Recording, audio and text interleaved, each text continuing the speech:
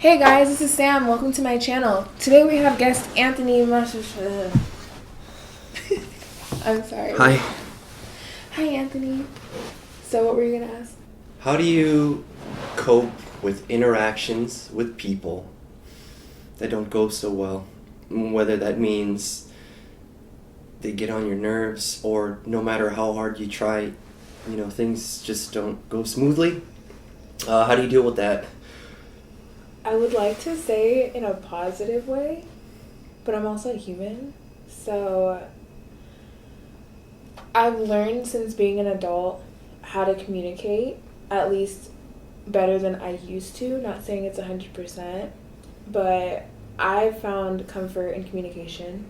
So whenever there is an issue, or if someone's doing something that bothers me, or whatever the case may be, I resort to communication and I try to voice what I have an issue with, or, in hopes that I'll get a response where we can, come up with a solution.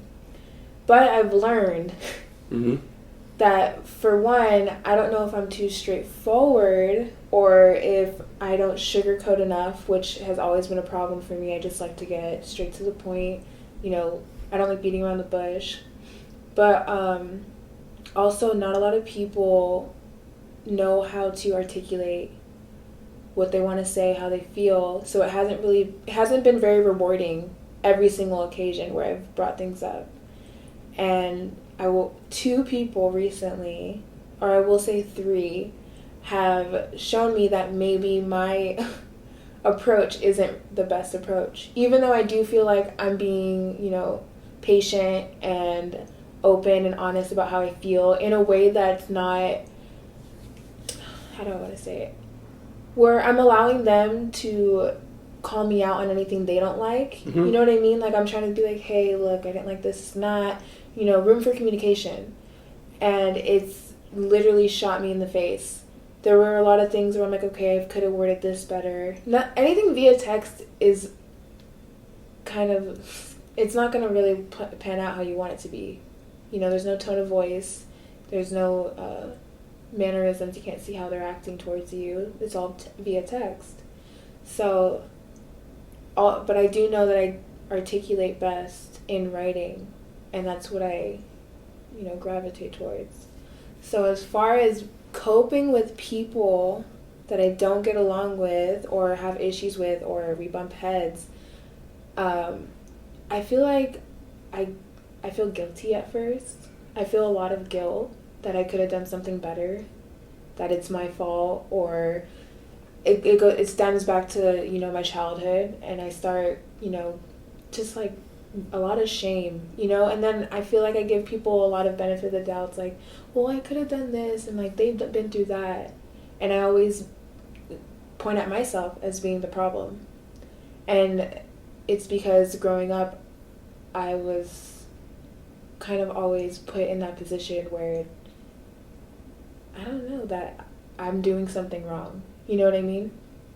So now the way I cope with it is it doesn't bother me anymore, because relationships, friendships, anything is temporary. And I've learned that even though I want to be someone important or help someone out, if they don't reciprocate it or if they don't accept it and they're ungrateful, it's not my problem. You gotta wash your hands clean of it. So people come and go, and that's pretty much how I deal with it now. I asked this to John. Okay. How many people do you meet on a daily basis that genuinely interest you and that you actually think they're so, like, not so cool, sorry. You think they're cool and like you want to be their friend and stuff that genuinely interests you, where you would have to make the least amount of effort to like there's no compromise, like you're like, oh, we click and all that on a day-to-day basis. So we're gonna, let me just mention, I don't have a life, right? So I don't do anything besides work, right? I interact with people I live with, and I interact with people at work. So we're going based off people I know from work. There's people that I see and that I interact with at work that I don't mind seeing or saying hi to. But as far as like oh, I hope I see so-and-so today because I like speaking to them, I can maybe think of like 3 people.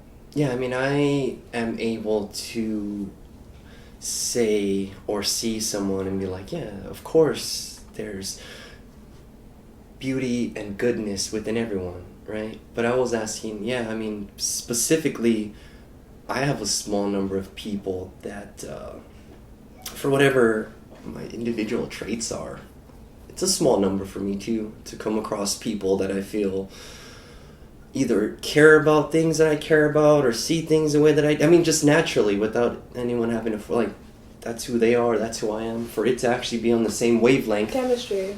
Yeah. It's a small number for me too. It's kind of, but yeah, that doesn't mean that all these people that are not are bad.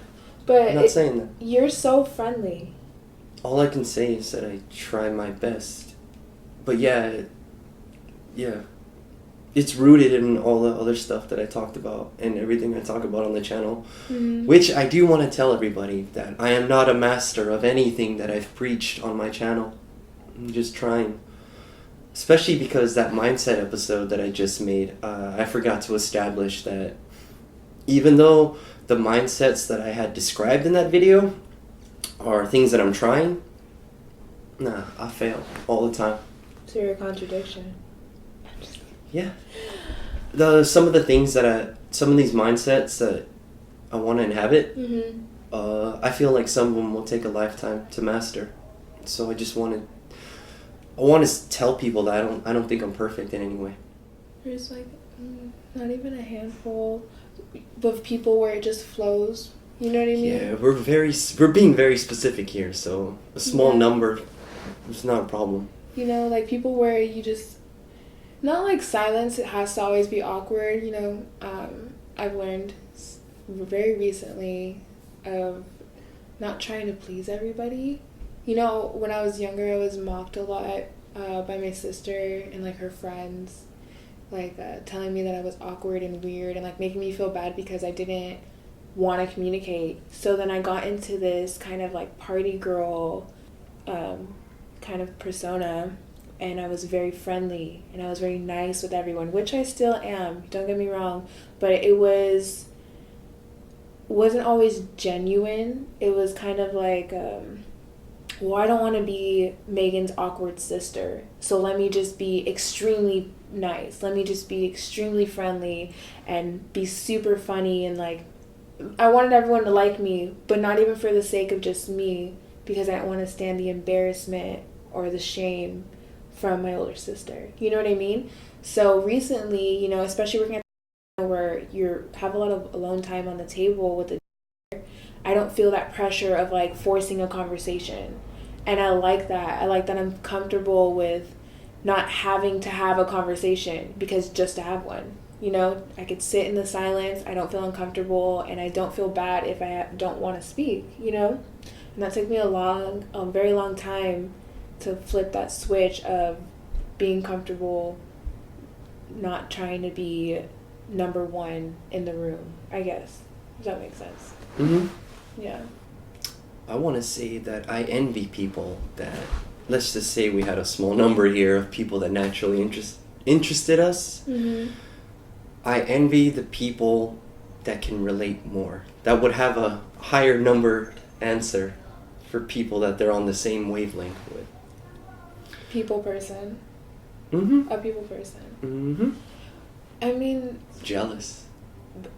I think it comes with the fact that we enjoy conversations that mean something, you know, deep conversations, intellectual conversations. I can do small talk, and you have to, especially with, you know, work, life, anything. You have to learn how to have small talk. But I generally would rather have a conversation where I've learned something, you know, or someone's told me something intimate or personal about them, you know, trauma and tragedy, like those are the things that it's a magnet. Like, I love to hear about things like that. I want to know more about people because it's real. Small talk is all surface level things. Mm-hmm. So, but getting to that point of having those kind of discussions with someone, it takes trust and it takes time and it takes that chemistry, right? So you can't just, I mean, you could, depending on the person, you know, but it's very hard to just have these kind of like dive in conversations with people all the time. Having like heavy conversations all the time, it's draining also, you know, it takes a toll on people. But I do think that's why our number would probably be smaller than others, because they do enjoy having those small talks, you know, laughter and whatever. Not saying we don't laugh, but they enjoy having those conversations, whereas I would rather have conversations where you just dive in. You know what I mean? Do you agree? That's what this channel is all about. Yeah, where the limitations of having to depend on someone else originally was just doing these things on my own. Mm-hmm. And luckily, social media opened up like an infinite doorway. So if I couldn't find deep conversation within the world around me, the small world, the real life world, mm-hmm. social media opened up a whole new avenue. Yeah, I agree. So, yeah. The one thing that I've learned with this channel, well, actually, it's probably interacting with people by making more of an effort. The thing that breaks my heart is that everyone's capable of it. And I just don't know why it doesn't happen more. Because they're guarded. Everyone's guarded, rightfully so. You know, when you talk about these things, for one, you don't know what someone's going to do with the information you've told them. And then also, if you bring down these, you know, these shields that you have up, you're vulnerable. And no, I remember when I was younger, and I had a friend, and she was very vulnerable all the time. Mm-hmm. And I admired that, and I was very envious of that, because I was so guarded, and I was cut off from my emotions, from people, kept everyone at arm's distance. And now I love to live in my vulnerability, because it's who you are. You recognize the sorrow and the pain and everything that someone else has been through, and you guys can grow together, and you reflect on things you've been through, and it's raw and it's real. So why wouldn't you want that? But it's also, fear of getting hurt again, and that's why a lot of people don't have conversations on things that have hurt them, things that, you know what I mean, like childhood trauma or any kind of trauma. Everyone keeps it to themselves, for embarrassment, because you just don't want to get hurt.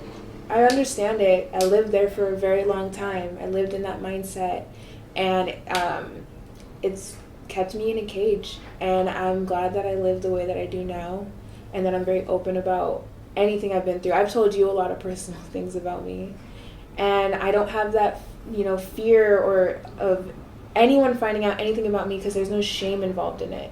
Because regardless of what so-and-so has to say about it, or if a family member was embarrassed or anything, it's my story. It's how I cope with it, what I've been through, and it's going to help someone else, who's been through something similar. And that's the whole point. To add to reasons why more people don't just open up right off the bat, in addition to what you said was, there's a process that they have to go through to be comfortable with all the traumas and all that and all the bad stuff that they might get embarrassed about if someone says something, and the process would have to be that they faced it,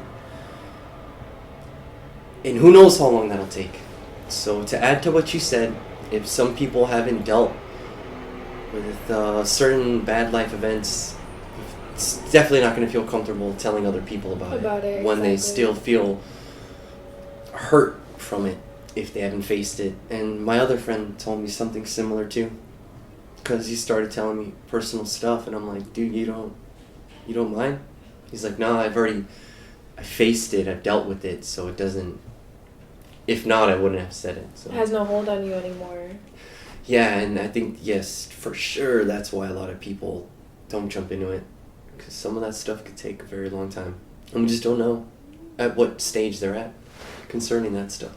I mean, it took me 23 years to learn how to communicate, so I can understand why someone would hold on to something, especially if it's something, very painful to even think about, let alone share with someone. I can understand and relate, but personally, through communication, and spirituality and just accepting my pain and having no shame about what I've been through and what I've dealt with. I've never felt better, honestly. You're 24, and this cool communication thing that we're into, and diving into deep topics. To be honest, as much as I enjoy it, I don't think I would have asked this of people around the age of 18 or less. I wouldn't expect that. I guess this is my new revelation now. It's because I'm an adult and I've had the time to process a lot of things. Around 22, I might expect that there will be more people that are willing to have deep conversations. Yeah, because I feel like, that's around my age. That's when you really start to look at your behavior and the way that you respond to situations. And at least for me, between 19 to 24 now, between these last 4 or 5 years is when I've done the most self-reflection, even though I did think I was in high school.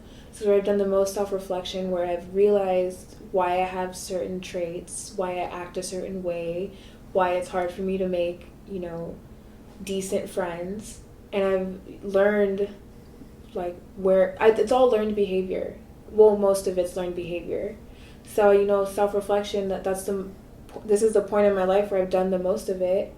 And I've accepted, I would like to say all of my past, but that's kind of a stretch. But I think this is around the time where you really start to evaluate who you are, who you want to be, and how to become that person. So a lot of people won't take those steps because they don't want to face their truth. So I can relate to them, I can talk to them, but it's never going to go past surface level because they won't allow it because they have that guard up. So I don't know. The friends I've made, though, I feel like we've been able to dive into conversations like this, and it's been reciprocated, but it's very few. Sometimes you can have a conversation with someone, and it'll literally, you can tell when it's just going through one ear out the other, and they just, not that they're incapable of understanding, they choose not to. It's too deep, it's too heavy. They want to talk about something light and easy, and I would rather have something worth talking about.